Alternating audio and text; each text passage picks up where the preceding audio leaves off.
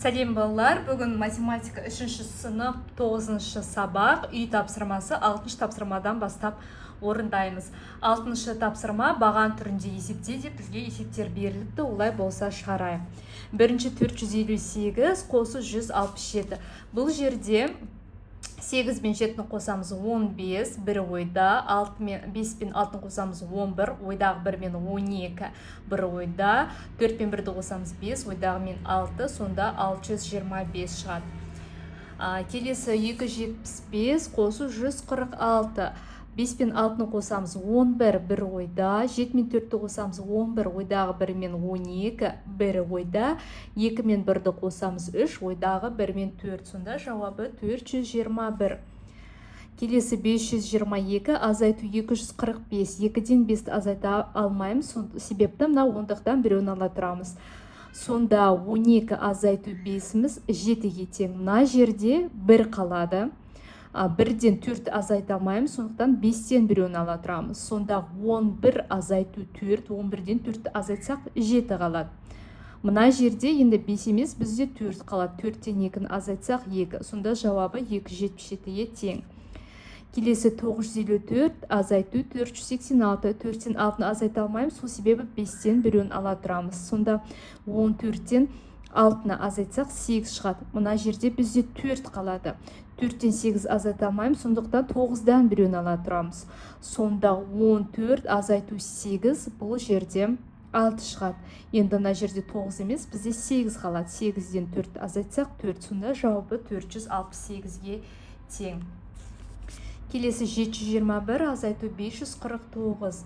1-ден 9 ала алмаймыз, сол себеп мынандан біреуін қарызға ала тұрамыз, сондықтан 11 азайту 9 дейміз. 11-ден 9 азайтсақ 2 қалады. Мына жерде 1 қалады. 1-ден 4 азайта алмағандықтан 7-тен біреуін ала тұрамыз. Сонда 11 азайту 4 бізде 7-ге тең болады.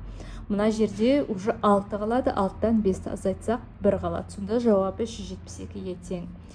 Келесі 658 қосу 173. 8-ге 3-ті қосамыз 11, бірі ойда. 5 пен 7-ні қосамыз 12, ойдағы 1 мен 13, бірі ойда. 6 мен 1-ді қосамыз 7, ойдағы 1-іміз бен 8, сонда жауабы 831-ге тең. Келесі 991 азайту 777. 1-ден 7-ні азайта алмаймыз, мына 9-дан біреуін ала тұрамыз. Сонда 11 азайту 7 бізде 4-ге тең. Мына жерде 8 қалады. 8-ден 7-ні азайтсақ 1-ге тең, 9-дан 7-ні азайтсақ 2-ге тең, сонда жауабы 214-ге тең. Келесі 768 азайту 689. 8-ден 9 азайта алмаймыз, сондықтан мынадан біреуін ала тұрамыз 6-дан. Сонда 18 азайту 9 бізде 9-ға тең. Мына жерде 5 қалады. 5-ден 8 ала алмағандықтан 7-ден біреуін ала тұрамыз. Сонда 15 азайту 8 бізде 7-ге тең. Мына жерде 6 қалады, 6-тан 6 азайтсақ 0. Сонда жауабы 79-ға тең. Келесі 666 азайту 297. 6-дан 7-ні азайта алмаймыз, мындан біреуін ала тұрамыз да. 16-дан 7-ні азайтсақ 9 қалады. Мына жерде 5 қалады. 5-тен 9 ала алмаймыз, сондықтан мына 6-дан біреуін ала тұрамыз. 15-тен 9 азайтамыз, сондықтан бізде 6 шығады. Мына жерде 6 емес, уже 5 қалады. 5-тен 2-ні азайтсақ 3 қалады. Сонда жауабы 369-ға тең.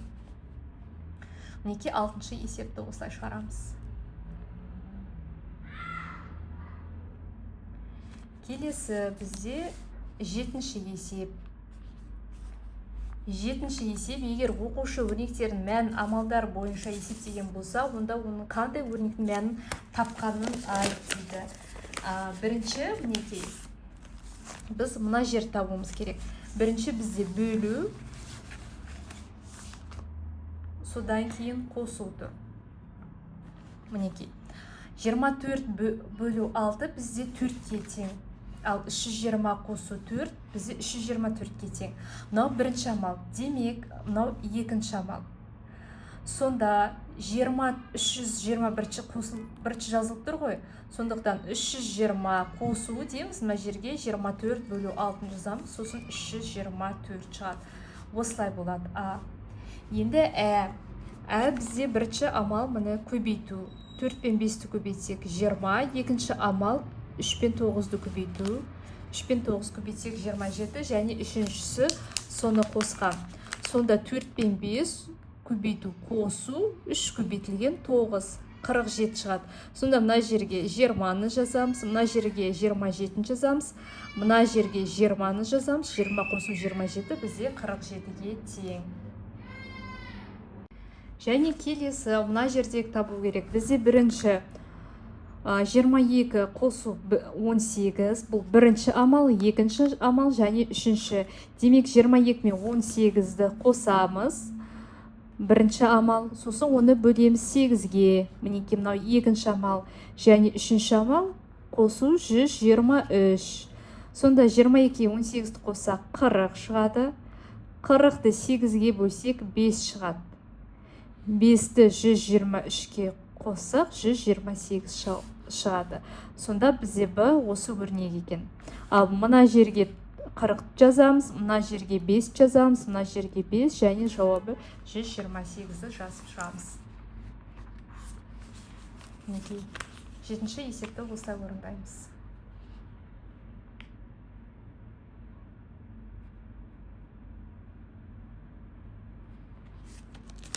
Және келесі соңғы есеп. Саяхатшы таудағы барлық соқпақ жолмен жүріп өтті. Егер бір жолмен екі қайтара жүрмеген болса, онда ол барлығы қанша метр жол жүргенін анықта дейді. Бір жолмен екі қайтара жүрмеген болса деген тек қана барлығымен бірден ғана жүріп шықты деген сөз. Сонда мына тұрған 98 метр, 170 метр, 102 метр, 210 метр, 160 метр, 150 метр осының барлығын біз қосып шығамыз. Сол кезде табылады.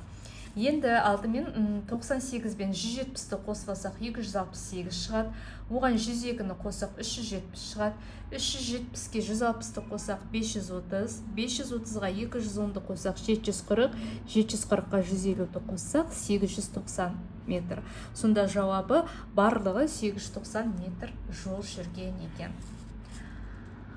Мінекей бүгінгі сабақ аяқталды. Үй жұмысын орындадық. Сұрақтарыңыз болса жазыңыздар, міндетті түрде жауап беремін. Және достар, менің каналыма міндетті түрде тіркеліп, видеоға лайк басуды ұмытпаңыздар. Рахмет.